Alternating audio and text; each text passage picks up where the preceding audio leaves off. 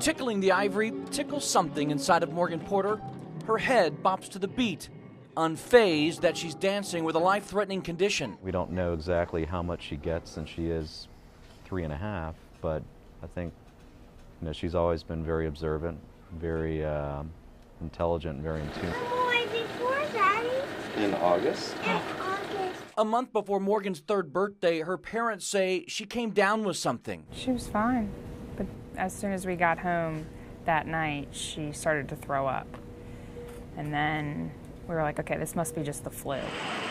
Morgan's Beaufort pediatrician sent her to MUSC for more tests. The results were life-changing. One of the first things they did was do an echo of her heart, essentially a sonogram, and nothing was really said, but you could tell based on the body language from the doctors and the technician doing it that something was not quite right. She came to us with severe heart failure that came on quite suddenly. When we saw her, she was in a very poor condition, probably wouldn't make it past a few hours. On August the 4th, Morgan became just the 3rd child at MUSC to ever receive the Berlin heart. Tubes were attached to Morgan's chest. The machine did what Morgan's heart could not, pump blood throughout her tiny body. How many pumps are there? 1, 2. 1, 2. And what do they do? They help my heart. Where Morgan goes, so does the Berlin heart. So do her pink Crocs, tiptoeing through another day. You can do it, boy. The machine creates a constant buzz. It's a constant reminder, her mother says, of how fragile life can be. Go grocery shopping, or you see people just getting worked up over silly things in the grocery store, or on their cell phone, or you're like, if you only knew, how precious life is. Sarah makes sure Morgan's life is as normal as possible. But they can't fit. Princesses decorate her hospital room, from pillows to posters, from sweatshirts to stickers. Are you giving me a star? Thank you.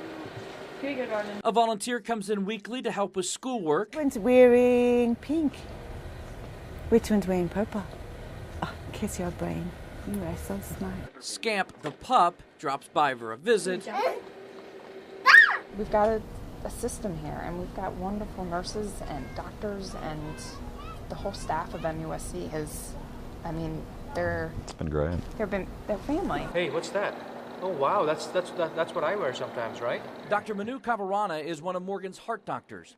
He put in the Berlin heart, and when the time comes, will perform Morgan's heart transplant. Morgan has found a way into everyone's hearts. She's a beautiful little child. But for this little girl to live, another child must die. It's a very hard thing for, for us to comprehend and to accept, and it's going to be even more difficult for, whoever that family is. To untangle Morgan's lifelines, Sarah performs a mother-daughter dance few will ever know or understand.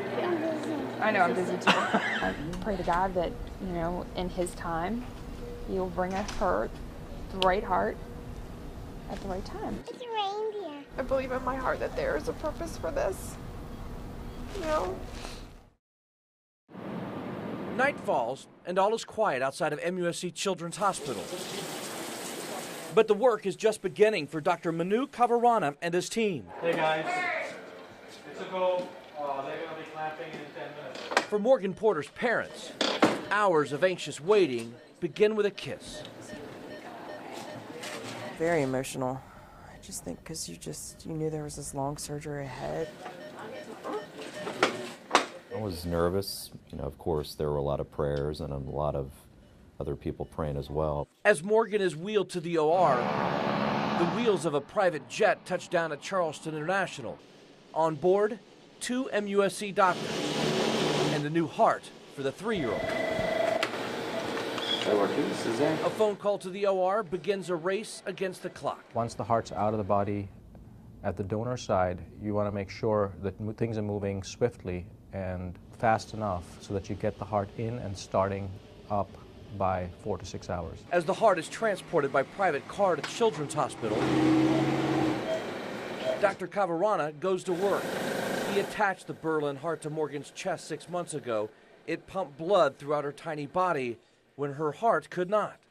The process to disconnect the unit is lengthy and complicated. It does form scar tissue and bonds very tightly to the patient's tissues. Just after midnight, Morgan's new heart arrives at the hospital. Okay, Dr. Enlow is here, and he's bringing the organ up himself. And Dr. K has roughly 2 to 3 hours to get that heart beating again. From the lobby to the 4th floor, the heart is carried by the waiting room where Robbie and Sarah are keeping vigil. It's kind of hard to put into words just what the sense was, but the sense of calm, I think, kind of touches on it, because we knew the day had to come, and it finally came, and we knew that we were in the best hands that we could be. As Morgan's new heart is rushed in, her old heart is taken out. The hours pass by quickly. It's 2 in the morning when Dr. Cavarana calls for the new heart. Our recipient is O positive.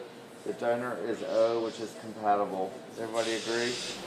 The heart is packed in ice, protected by several plastic bags, and secured in a small container. A culture is taken of the heart to make sure there's no infection. The heart is then placed on Morgan's chest. It's 3 in the morning when Morgan's new heart is sewn into her chest. Its faint beat signals new life. The concept of loss of life to save a life is not lost on Morgan's parents. Sadness for the other family. Grateful also because they decided to donate.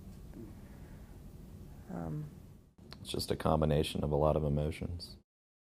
10 hours after the procedure began, Morgan was moved into a new room.